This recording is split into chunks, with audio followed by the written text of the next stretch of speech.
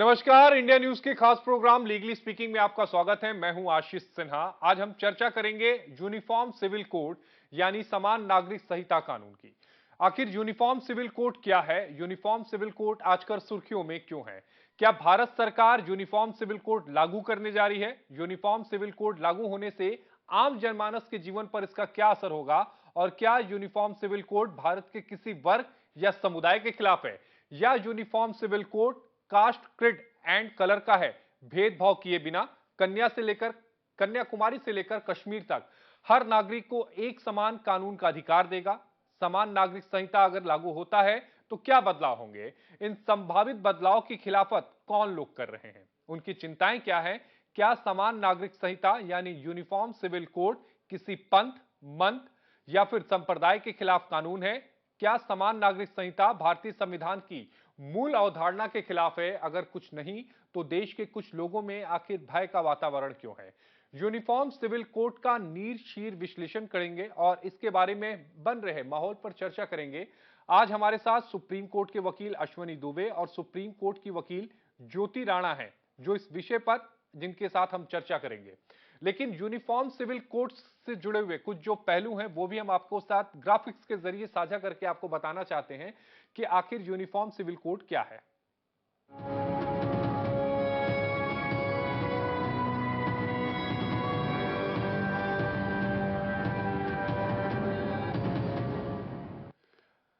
आखिर क्यों जरूरी है यूनिफॉर्म सिविल कोड? दरअसल भारत में जाति और धर्म के आधार पर अलग अलग कानून और मैरिज एक्ट हैं। इसके कारण सामाजिक ढांचा बिगड़ा हुआ है और इसी से यूनिफॉर्म सिविल कोड की मांग उठती जा रही है। सभी जाति, धर्म, वर्ग और संप्रदाय को एक ही सिस्टम में लाना, अलग अलग कानूनों के कारण न्यायिक प्रणाली पर भी असर पड़ता है।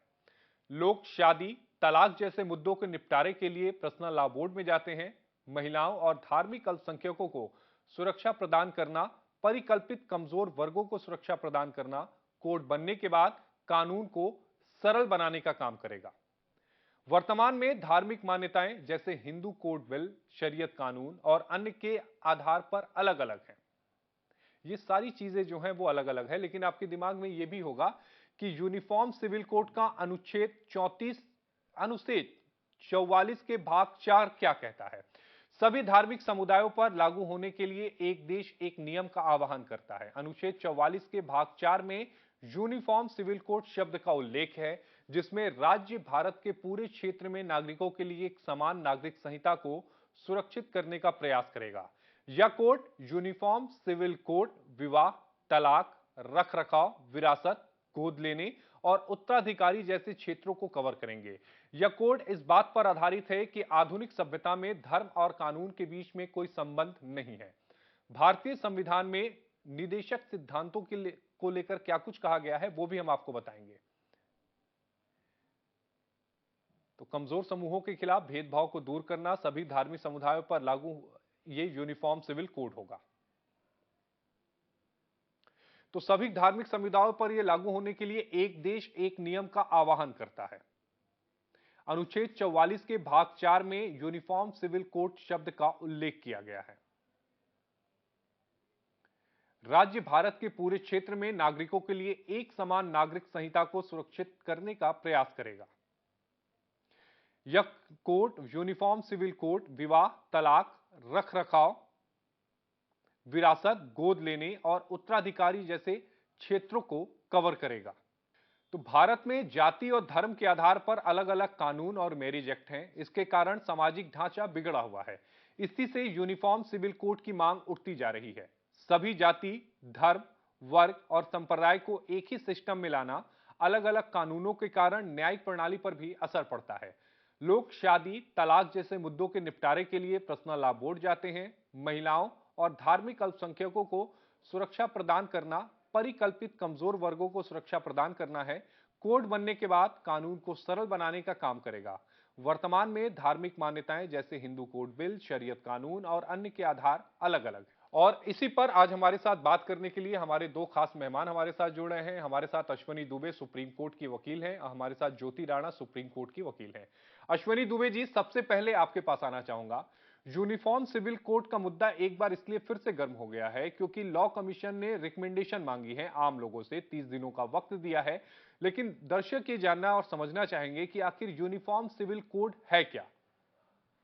आशीष जी, देखिए, जब संविधान सभा में संविधान का निर्माण होने लगा तो उस दिन संविधान के संस्थापकों ने उम्मीद जताई थी कि एक दिन राज्य जो है समान नागरिक संहिता की अपेक्षाओं को पूरा करेंगे और देश में तमाम धर्मों पंथों के रहने वाले लोगों के लिए उनके धार्मिक रीति रिवाजों से अलग एक जैसा कानून होगा, जिसमें विवाह, तलाक, सक्सेशन, एडॉप्शन जैसे जो केसेस हैं उन केसेस को डील करने के लिए कोडिफाइड लॉ होगा, जो भारतीय संविधान के अनुच्छेद 13 उप धारा सब सब क्लॉज 4 की जो अवधारणा है, laws framed by the parliament, उसको पूरा करेंगे। उस समय किसी भी तरह से इसको संहिताबद्ध नहीं किया जा सका, परंतु इसीलिए आर्टिकल 44 जिसकी बात आपने कही कि भारतीय संविधान के भाग 4 जो राज्य के नीति निदेशक तत्व हैं, उसके अनुच्छेद 44 में इस बात को छोड़ा गया स्टेट्स के विजडम पर कि स्टेट सभी नागरिकों के लिए एक जैसा कानून बनाएंगे। यानी इसका सरल शब्दों में कि भारत के सभी धर्मों के नागरिकों के लिए एक समान धर्मनिरपेक्ष कानून होगा। और संविधान के जो संस्थापक थे उन्होंने राज्य के नीति निदेशक तत्वों के माध्यम से इसकी लागू करने की जिम्मेदारी बाद की सरकारों को हस्तांतरित कर दी थी।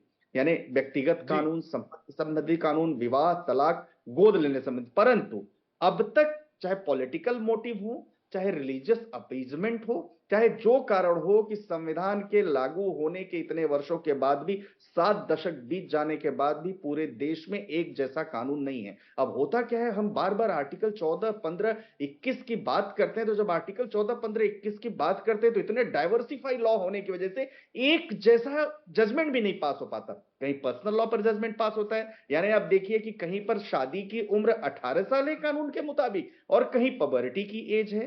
तो इन सब बातों के विरोधाभासों को लेकर अब कहीं किसी धर्म के लोगों के लिए देखेंगे तो इंडियन सक्सेशन एक्ट है जो जी। विल को डिफाइन करता है, इंडियन पार्टीशन एक्ट है जो पार्टीशन को डिसाइड करता है, लेकिन बाकी जगहों पर देखेंगे तो अभी भी जो पर्सनल लॉज है उसके मुताबिक चल। इसलिए ये जरूरी था और आज मैं समझता हूं कि लॉ कमीशन ने एक बहुत ही अच्छा काम किया है, इस बात को अपनी लोगों से रिकमेंडेशंस मंगाकर, लोगों के विचार मंगाकर, और मैं समझता हूं कि फुल स्पिरिट के साथ ये कानून पार्लियामेंट को पास होना चाहिए, पार्लियामेंट में पास होना चाहिए दोनों सदनों के द्वारा, ताकि इस देश में और रहने वाले लोगों के बीच में और जो संविधान है उस संविधान की मूल भावना के अनुसार कार्य हो सके। लेकिन ज्योति राणा जी, जैसा अश्विनी जी ने पूरे कानून के बारे में बताया, लेकिन एक सवाल यह भी उठता है कि आखिर इस कानून का विरोध क्यों किया जा रहा है। क्यों ये कहा जा रहा है कि यूनिफॉर्म सिविल कोड सही नहीं है, पर्सनल लॉ जो अलग अलग चल रहे हैं उन्हीं को ही जारी रखा जाए।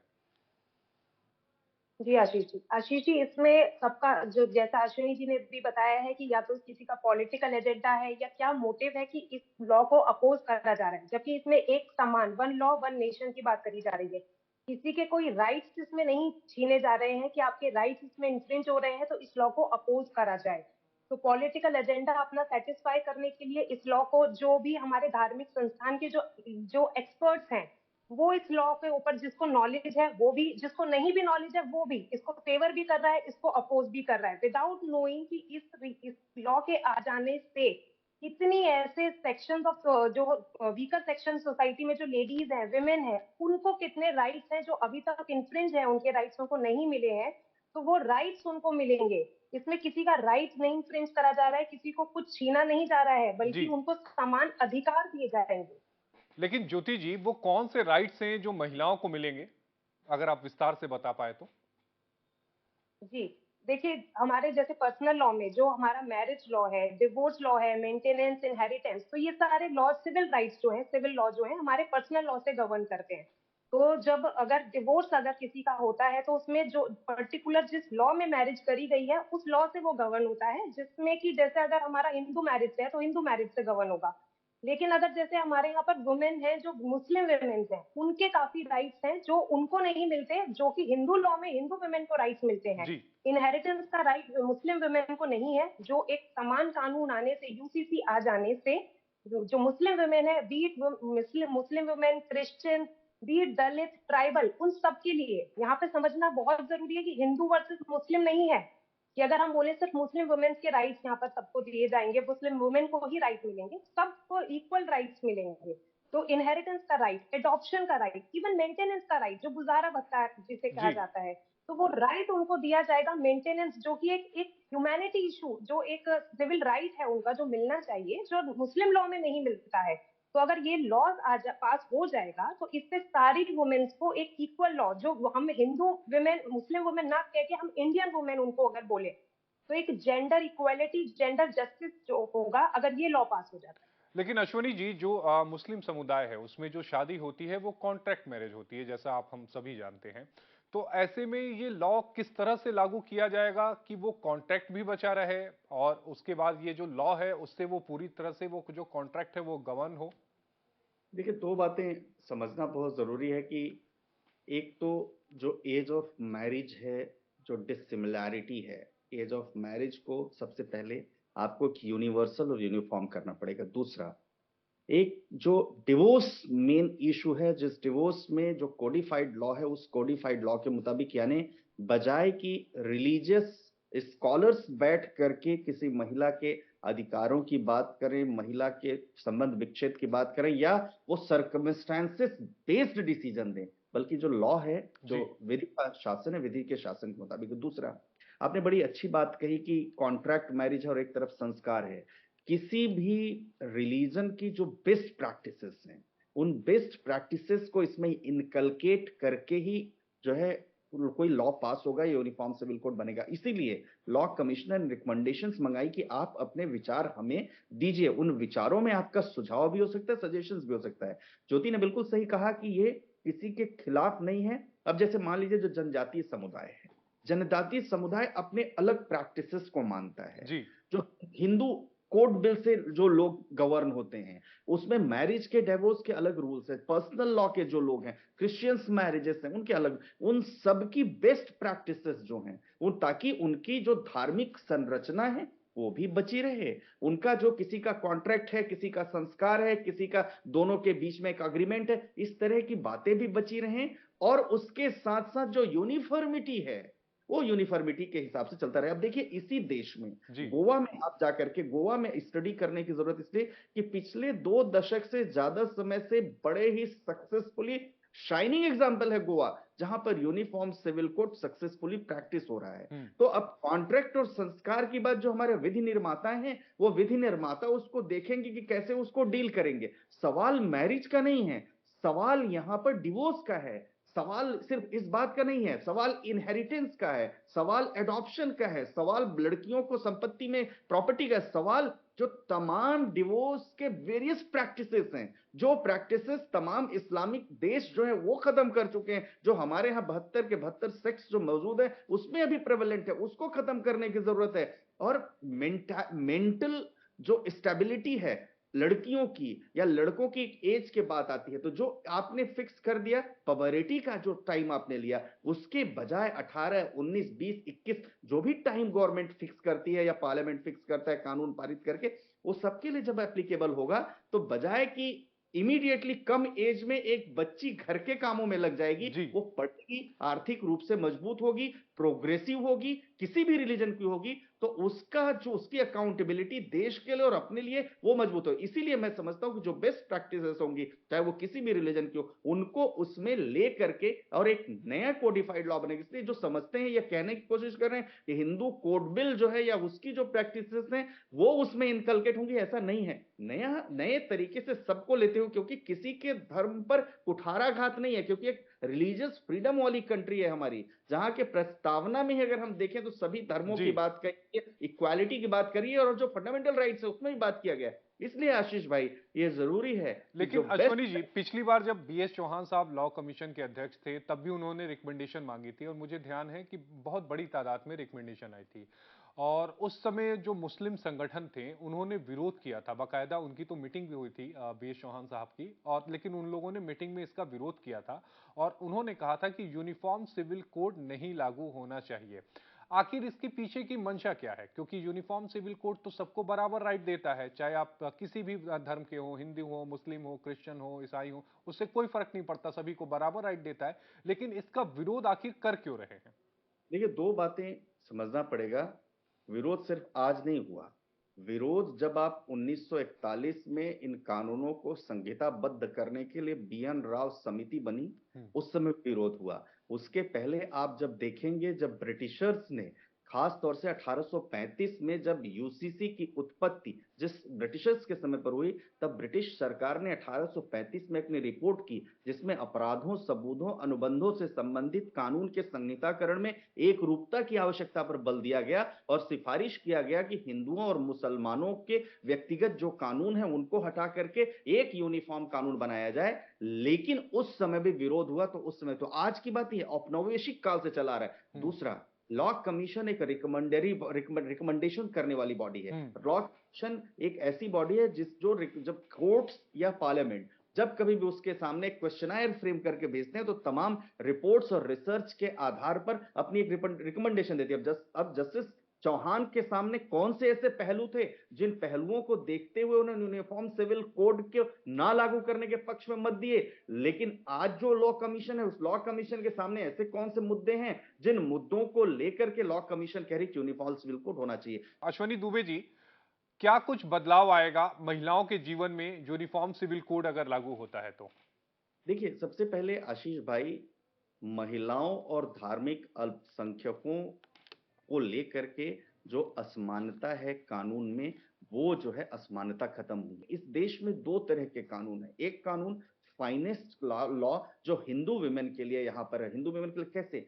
सेक्शन 24 हिंदू मैरिज एक्ट का जब पिटीशन फाइल होती है, वो मेंटेनेंस की बात करता है। सेक्शन 125 जो सीआरपीसी का है, वो मेंटेनेंस की बात करता है। Domestic prevention of women from domestic violence case में अगर आप आएंगे, वहां मेंटेनेंस की बात करता है। तो एक तरफ हिंदू महिलाओं के लिए फाइनेस्ट लॉ है और दूसरी तरफ हमारे बाकी बहनों के लिए वो फैसिलिटीज नहीं है। तो एक पहला सुधार तो यही हो गया उनका कि उनको अपने राइट्स मिलेंगे किसके द्वारा? एक जुडिशियल फ्रेमवर्क के द्वारा, जहां पर स्कॉलर्स प्रैक्टिसेस को वेरियस जो जो शरीयत या और जैसे हिंदू धर्म ग्रंथ, मुस्लिम धर्म ग्रंथ है, उनके आधार पर ना डिसाइड करके वो डिसाइड करेंगे लॉ के आधार पर, सबूतों के आधार पर। तो ये सुधार होगा। और जब ये सुधार होगा तो महिलाएं अकाउंटेबल होंगी देश के लिए। उसके अलावा जब एज बड़ी एज में वो मैरिज करेंगी, तो वो डिसीजंस लेंगी। कैसे डिसीजंस लेंगी? 18 साल, 19 साल, 20 साल, 21 साल की बालिकाएं जब कॉलेज में जाएंगी, वो पढ़ेंगी, उनका मेंटल स्टेटस देखा जाएगा,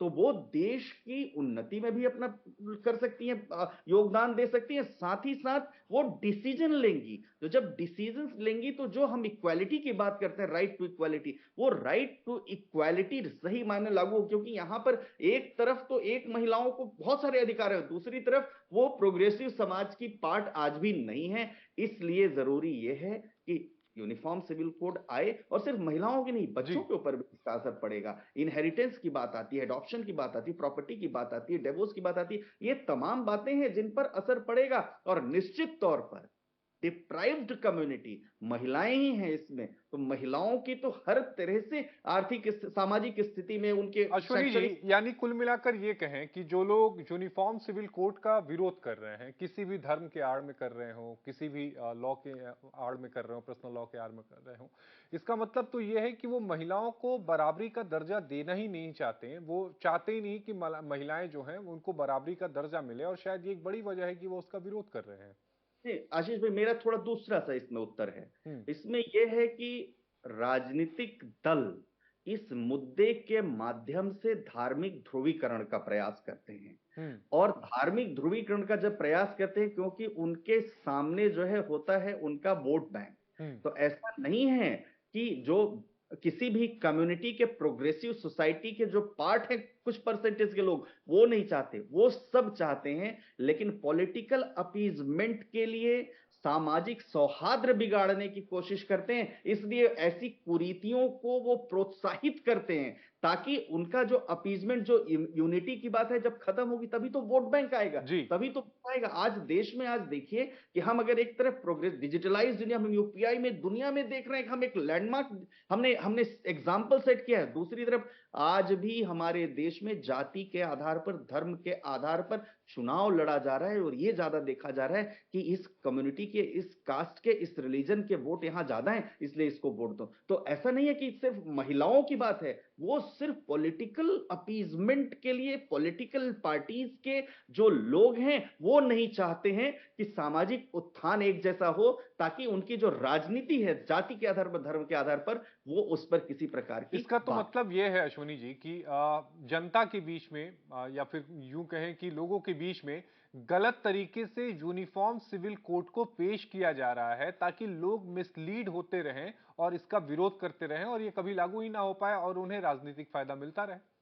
यही यही एग्जैक्टली यही है। इसीलिए जब व्यक्तिगत स्वतंत्रता के बीच में और कानून के बीच में हस्तक्षेप की बात आती है तो वो जो कानून है वो सुप्रीम होता है, लेकिन व्यक्तिगत स्वतंत्रता का मतलब ये नहीं होता है कि हमारी जो रिलीजियस स्क्रिप्चर्स से निकले हुए कानून है हम उनको व्यक्तिगत स्वतंत्रता का मतलब है कि आपको right to live with dignity and right to enjoy the properties, government properties and all the facilities जो हैं उनको। लेकिन कानून बनकर के जब कुछ होगा तो धर्म नहीं सर्वोपरि होगा, वहां सर्वोपरि होगा संविधान, वहां सर्वोपरि होगा देश। और इसीलिए जब ये सर्वोपरि होगा तो समानता का भाव लोगों में पैदा होगा, और समानता का भाव पैदा होगा तो एक सशक्त समाज का निर्माण होगा। एक सवाल जो लोगों के मन में और होता है कि क्या यूनिफॉर्म सिविल कोड आने से पर्सनल लॉ में कुछ बदलाव आ जाएंगे या पर्सनल लॉ जो है वो बुरी तरह से प्रभावित हो जाएगा? ये लोगों के मन में सवाल है कि क्या होगा पर्सनल लॉ का फिर। देखिए, पर्सनल लॉ क्या, आज ये बताइए कि ये हिंदू कोड बिल लगने से हिंदुओं में जो शादी करने के लिए 7 फेरे लेने की परंपरा है अग्नि के समक्ष वो खत्म हुई? क्या हिंदुओं के बीच में या किसी और के बीच में जो शादी कर सिंदूर लगाने की जो प्रथा है वो खत्म हुई? ये सब तो रिलीजियस स्क्रिप्चर्स से ही निकली हुई फॉर्मल वो है, संस्कार हैं, तो उन पर असर नहीं पड़ेगा। सवाल यह होगा कि ये संहिताबद्ध हो जाएगा तो पर्सनल लॉज की जो बेस्ट प्रैक्टिसेस है वो प्रैक्टिसेस प्रिवेल करेंगी, लेकिन जहां पर किसी के राइट्स के वायलेशन की बात आएगी वहां लॉ उनको सपोर्ट करने के लिए खड़ा होगा। अश्विनी जी, आपका जुड़ने के लिए बेहद शुक्रिया। अश्विनी दुबे जी सुप्रीम कोर्ट के वकील हमारे साथ जुड़े हुए थे, जिन्होंने यूनिफॉर्म सिविल कोड पर विस्तार से जानकारी दी। उन्होंने ये भी बताया कि आखिर यूनिफॉर्म सिविल कोड जरूरी क्यों है। आज के लिए लीगली स्पीकिंग में इतना ही। अगले शुक्रवार को फिर किसी नए टॉपिक के साथ आपसे मुलाकात होगी। तब तक के लिए मुझे दीजिए इजाजत। नमस्कार।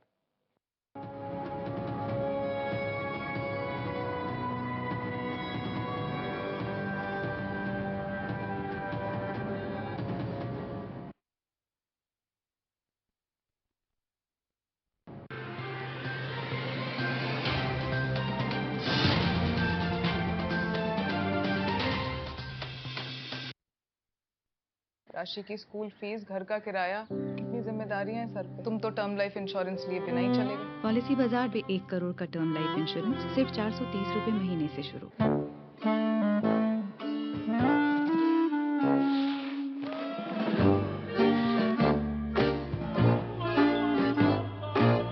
When your number gets shared, you get unwanted calls. Buy motor insurance on PhonePe. We keep your number private, always. Save up to rupees 12,000 on car insurance on PhonePe. यार कुछ लोन मिल पाएगा? छी, ये चाय है क्या?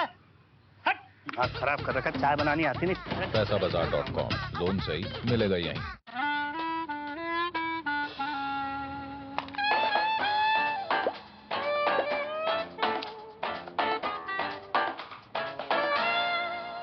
Don't like unwanted add-ons? Buy car insurance on PhonePe. Choose the add-ons you need. Save up to rupees 12,000 on car insurance on PhonePe.